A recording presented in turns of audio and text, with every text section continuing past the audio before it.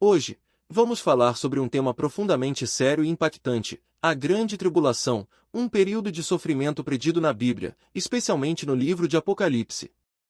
Para muitos, esse é um dos maiores mistérios das Escrituras.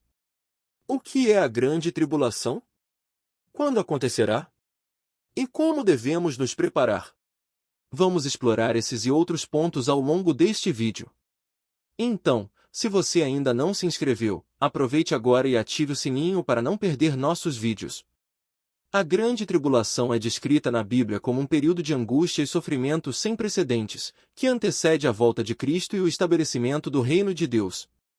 A Bíblia fala dessa época principalmente no livro de Apocalipse, mas também encontramos referências em Mateus, Marcos, Lucas e até em Daniel.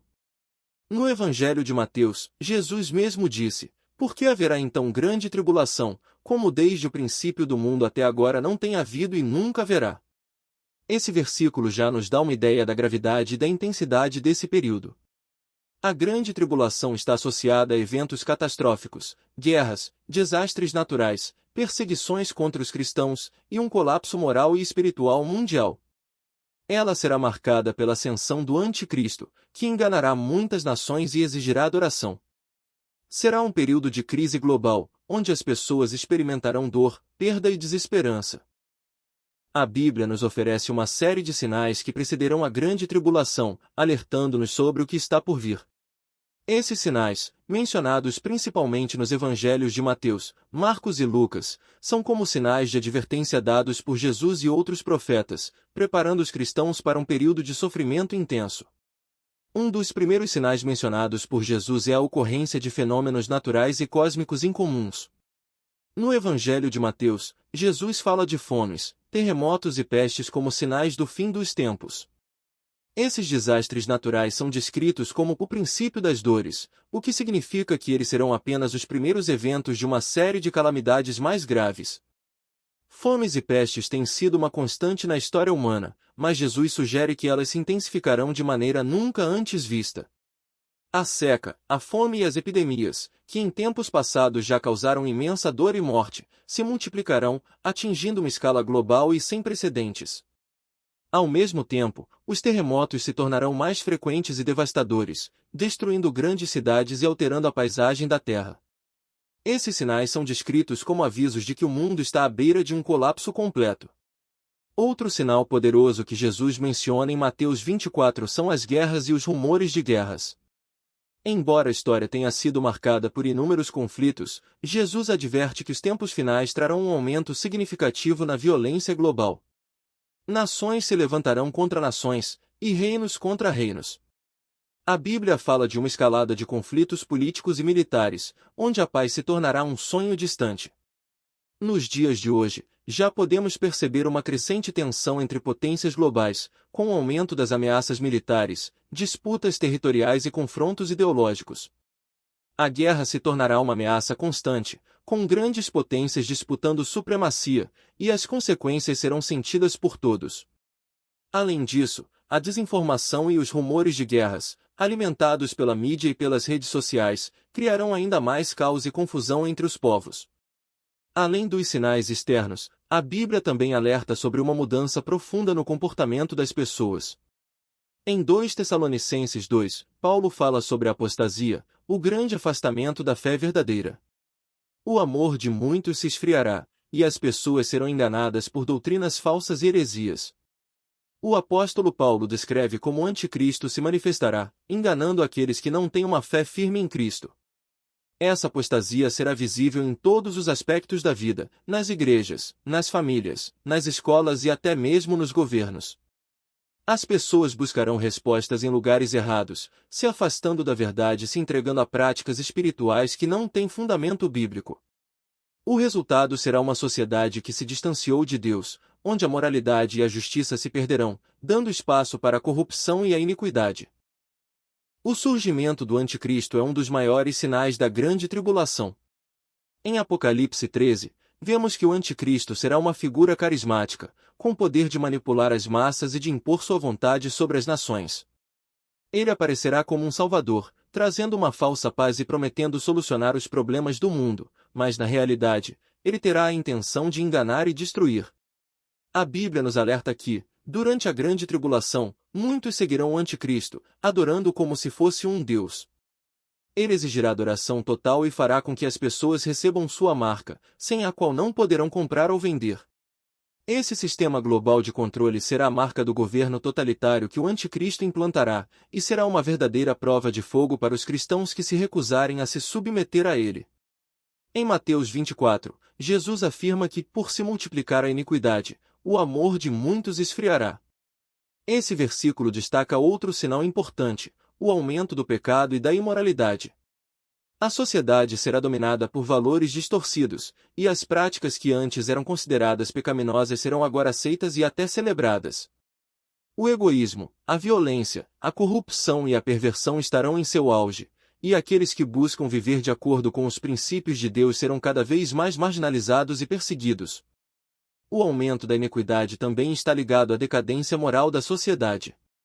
Os padrões de conduta que Deus estabeleceu para a humanidade serão desconsiderados, e os indivíduos buscarão prazer e satisfação em suas próprias vontades, independentemente das consequências. Esse abandono moral será um dos sinais mais claros de que o fim está próximo. Um dos sinais finais da grande tribulação é a pregação do Evangelho a todas as nações. Em Mateus 24, Jesus disse: "E este Evangelho do reino será pregado em todo o mundo, em testemunho a todas as nações, e então virá o fim." Antes que a grande tribulação chegue ao seu auge, a mensagem de Cristo será proclamada em todos os cantos da terra. Isso inclui não apenas os missionários tradicionais, mas também o uso de tecnologias como a internet e as redes sociais, que têm permitido que a palavra de Deus chegue a lugares remotos e a milhões de pessoas. Essa fase de evangelização global será uma oportunidade de salvação, mesmo durante a grande tribulação, mas também marcará o fim da era da graça, pois quando o Evangelho tiver sido pregado a todas as nações, o juízo de Deus começará a ser derramado sobre a terra. Esses sinais são advertências claras para os cristãos e para o mundo, alertando sobre a gravidade do que está por vir. A grande tribulação será um período de desafios intensos, mas, ao mesmo tempo, é uma oportunidade para todos aqueles que têm ouvidos para ouvir e olhos para ver se prepararem espiritualmente e se firmarem em sua fé. Como Jesus disse: "Vigiai, pois, porque não sabeis a que hora há de vir o vosso Senhor." A figura do anticristo é uma das mais significativas e temidas da Bíblia, sendo central para o período da grande tribulação. Ele é descrito como uma pessoa ou entidade que se opõe diretamente a Cristo, perseguindo aqueles que permanecem fiéis a Deus. Sua ascensão e a consequente perseguição aos cristãos são temas recorrentes tanto no Novo Testamento quanto no livro de Apocalipse. Vamos explorar mais profundamente quem é o anticristo e como ele se manifestará, além de entender a perseguição feroz que os cristãos enfrentarão durante esse período. O anticristo é frequentemente identificado como um líder carismático que surgirá nos últimos tempos, com o poder de enganar as massas e criar um falso senso de segurança e prosperidade. Ele é descrito em várias passagens bíblicas, especialmente no livro de Apocalipse e nas cartas de João. Em 1 João 2, o apóstolo escreve: "Filhinhos, já é a última hora, e, como ouviste que vem o anticristo, também agora muitos anticristos têm surgido, por isso sabemos que é a última hora." Essa declaração de João aponta para a ideia de que o anticristo é tanto uma figura específica que surgirá no futuro quanto um espírito de oposição a Cristo presente na história da Igreja. O anticristo será, sem dúvida, um líder político e religioso, com um poder extraordinário que fará com que as nações se curvem diante dele. Ele será capaz de enganar grandes multidões, fazendo com que muitas pessoas o considerem um salvador, uma figura messiânica que trará paz e ordem ao mundo. No entanto, por trás de sua fachada de benevolência, ele será um impostor maligno que buscará estabelecer um reino de opressão, controle e destruição. Em Apocalipse 13, é dito que o anticristo receberá poder de Satanás para realizar sinais e maravilhas, iludindo muitos. Ele exigirá adoração, forçando os habitantes da terra a aceitá-lo como autoridade máxima, e qualquer um que se recusar a adorar a besta sofrerá terríveis consequências, incluindo perseguições e até a morte. O anticristo não apenas governará uma nação ou região, mas buscará estabelecer um império global. Esse império será caracterizado por um regime totalitário, onde ele exigirá lealdade absoluta de seus súditos. No centro desse império estará o marco da besta, um sistema de controle econômico e social no qual todos os indivíduos precisarão de sua marca para realizar transações comerciais. Em Apocalipse 13, lemos: "E faz que a todos, pequenos e grandes, ricos e pobres, livres e servos, recebam um sinal na mão direita, ou na testa, para que ninguém possa comprar ou vender, senão aquele que tiver o sinal, o nome da besta ou o número do seu nome." Esse sistema será projetado para controlar completamente a população, fazendo com que aqueles que rejeitam o anticristo sejam marginalizados, perseguidos e impossibilitados de participar da vida econômica da sociedade. As implicações desse controle totalitário serão devastadoras para aqueles que se recusarem a seguir o anticristo, especialmente os cristãos, que se recusarão a adorar a besta e a aceitar sua marca. A perseguição durante a grande tribulação será feroz e implacável. Os cristãos, que se recusarem a se submeter ao anticristo e ao seu sistema de adoração, serão os principais alvos dessa perseguição. Apocalipse 13 descreve como o anticristo fará guerra contra os santos e os vencerá. Essa perseguição será global, afetando cristãos em todas as partes do mundo. Aqueles que se mantiverem fiéis a Cristo, mesmo diante da morte, enfrentarão o martírio, enquanto muitos outros serão torturados, presos ou forçados a se esconder. Jesus, em Mateus 24, falou sobre a perseguição que os cristãos enfrentariam. "Então, vos entregarão à tribulação, e vos matarão, e sereis odiados de todas as nações por causa do meu nome." A intensidade da perseguição será um dos aspectos mais dolorosos e aterrorizantes da grande tribulação.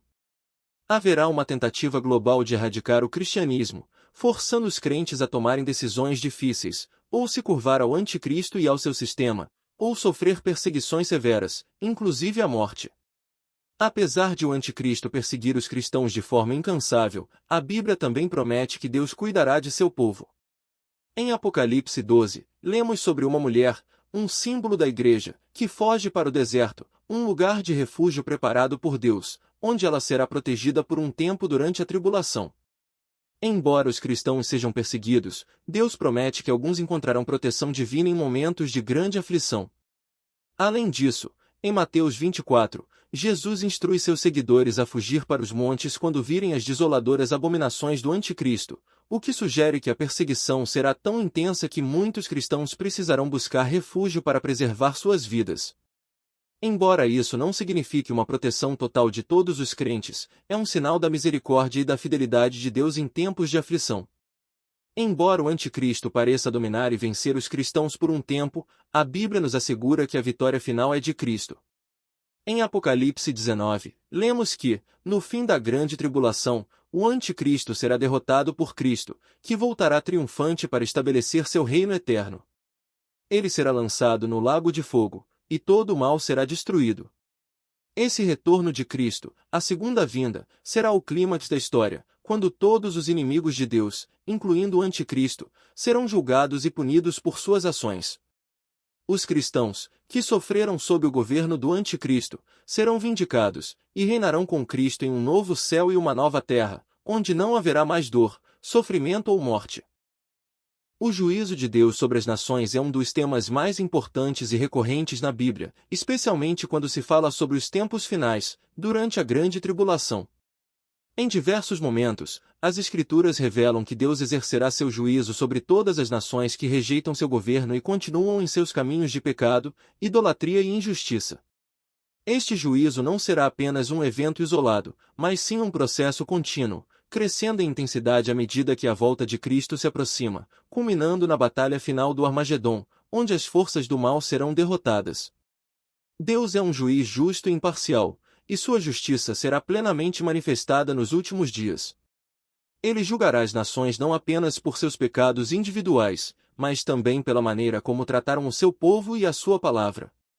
Em Apocalipse 20, vemos um momento crucial do juízo final, onde todos serão julgados, e vi os mortos, grandes e pequenos, em pé diante de Deus, e os livros foram abertos. E outro livro foi aberto, que é o livro da vida, e os mortos foram julgados pelas coisas que estavam escritas nos livros, segundo as suas obras. Esse julgamento inclui tanto os povos gentios quanto as nações que, ao longo da história, rejeitaram o Evangelho e viveram em desobediência a Deus. Em Mateus 25, Jesus descreve o juízo das nações, quando ele se assentará em seu trono de glória, e todas as nações serão reunidas diante dele para serem julgadas. Ele separará as ovelhas dos bodes, isto é, os justos dos injustos, e recompensará os fiéis, enquanto punirá aqueles que rejeitaram sua salvação. O Antigo Testamento contém muitas profecias que revelam como Deus julgará as nações, não apenas por seus próprios pecados, mas também por sua atitude em relação ao povo de Israel. As profecias de juízo contra nações como Babilônia, Assíria, Egito, Moabe, Edom e outras, no livro de Isaías, Jeremias, Ezequiel e Amós, apontam para o fato de que Deus exige justiça e retidão não só de Israel, mas de todas as nações. Embora o povo de Israel fosse o escolhido de Deus, as outras nações também seriam responsabilizadas por suas ações. Em Isaías 34, lemos: Porque a ira do Senhor está sobre todas as nações, e o seu furor sobre todos os exércitos delas, ele os destruiu de todo, entregando-os ao matadouro. Esse versículo nos lembra que o juízo de Deus será abrangente, afetando todas as nações que se rebelaram contra ele. Esse juízo se estende ao longo da história, mas sua manifestação mais plena ocorrerá no fim dos tempos, quando Deus restaurará a ordem e justiça no mundo, livrando os fiéis da opressão e do sofrimento. A culminação do juízo de Deus sobre as nações será vista na Batalha do Armagedom, um evento descrito em Apocalipse 16. Esse será o confronto final entre as forças do mal, lideradas pelo Anticristo, e as forças de Deus, comandadas por Cristo. As Nações Unidas sob o governo do Anticristo serão reunidas para lutar contra o exército de Deus, mas a vitória de Cristo será esmagadora. O juízo será claro e decisivo, e o diabo, que os enganava, foi lançado no lago de fogo e enxofre, onde estavam a besta e o falso profeta, e serão atormentados de dia e de noite, para todo sempre. Este será o fim da rebelião de Satanás e de todas as nações que o seguiram. No Armagedom, Cristo triunfará sobre todas as forças do mal, destruindo as nações que se levantaram contra ele. O juízo será mais do que uma guerra militar, será a manifestação do julgamento final de Deus sobre os que se opuseram à sua vontade e ao seu reino. Em Apocalipse 19, é descrita a vitória de Cristo, onde ele é mostrado cavalgando um cavalo branco, trazendo juízo e justiça, com sua espada destronando o mal, e da sua boca sai uma espada afiada, para com ela ferir as nações. A Igreja tem um papel fundamental em como as nações serão julgadas, especialmente no sentido de ser uma testemunha viva do reino de Deus. Jesus instrui a Igreja a pregar o Evangelho a todas as nações, e esse testemunho servirá como um aviso para o juízo que virá. Em Mateus 24:14, Jesus disse: E será pregado este Evangelho do reino por todo o mundo, em testemunho a todas as nações, e então virá o fim. A pregação do Evangelho não apenas traz a salvação para os que creem, mas também serve como um aviso para as nações que rejeitam a mensagem de Cristo. Ao cumprir a grande comissão, a Igreja participa do processo de julgamento das nações, pois a rejeição do Evangelho é uma das principais razões pelas quais as nações enfrentam o juízo de Deus. No entanto, a missão da Igreja não é de condenar, mas de oferecer a salvação e alertar as nações sobre a necessidade de se arrependerem e se voltarem para Deus. Apesar de Deus ser um juiz justo, sua intenção final não é destruir, mas restaurar. Em Ezequiel 33, Deus diz: Dize-lhes: Vivo eu, diz o Senhor Deus, que não me agradam a morte do ímpio, mas que se converta o ímpio do seu caminho, e viva.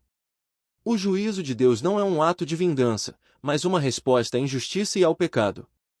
Ele deseja que as nações se arrependam e voltem-se para ele, para que possam experimentar sua misericórdia e graça. Deus, na sua infinita sabedoria e justiça, usa o juízo não apenas para punir, mas também para chamar à reflexão e ao arrependimento. Durante a grande tribulação, apesar das duras circunstâncias, haverá oportunidades de arrependimento para aqueles que ainda não se submeteram a Cristo, e muitos dos que se arrependerem terão sua salvação garantida. Após o juízo de Deus sobre as nações e a derrota final do mal, Deus estabelecerá seu reino eterno. Em Apocalipse 21, vemos uma visão de um novo céu e uma nova terra, onde Deus habitará com seu povo e não haverá mais sofrimento, dor ou morte, e vi um novo céu e uma nova terra, porque o primeiro céu e a primeira terra passaram, e o mar já não existe. Esse novo estado de coisas será o resultado final do juízo de Deus, quando ele restaurará todas as coisas. Não haverá mais injustiça, idolatria ou corrupção, pois Deus estabelecerá seu reinado de paz e justiça. As nações que se submeterem a Cristo experimentarão uma eternidade de bênçãos e harmonia, enquanto aqueles que se rebelaram contra ele enfrentarão a condenação eterna. Agora que entendemos a seriedade e os detalhes da grande tribulação, a pergunta que fica é: como devemos nos preparar? Primeiro, a preparação começa com a nossa fé em Jesus Cristo. Não importa o que aconteça, aqueles que estão firmados em Cristo terão uma esperança eterna. Jesus prometeu que ele voltará para buscar os seus, e, embora a tribulação seja inevitável, a salvação é garantida para aqueles que permanecem fiéis. Além disso, precisamos viver de acordo com os ensinamentos de Jesus, amar uns aos outros, orar sem cessar e nos mantermos vigilantes. A Bíblia diz que aqueles que perseverarem até o fim serão salvos. Em resumo, a grande tribulação será um período de sofrimento profundo e de juízo divino, mas também será o momento de uma grande vitória para os cristãos fiéis, quando Cristo retornará em glória para estabelecer seu reino eterno. Mesmo nos momentos mais difíceis, Deus estará com aqueles que o amam e o obedecem. É crucial que estejamos preparados espiritualmente para enfrentar o que está por vir. Busque a Deus, viva em santidade e mantenha sua fé firme, pois a recompensa será eterna. Se este vídeo foi útil para você, não se esqueça de curtir, comentar e compartilhar com seus amigos. E se inscreva no canal para mais conteúdos como este. Que Deus te abençoe e nos vemos no próximo vídeo.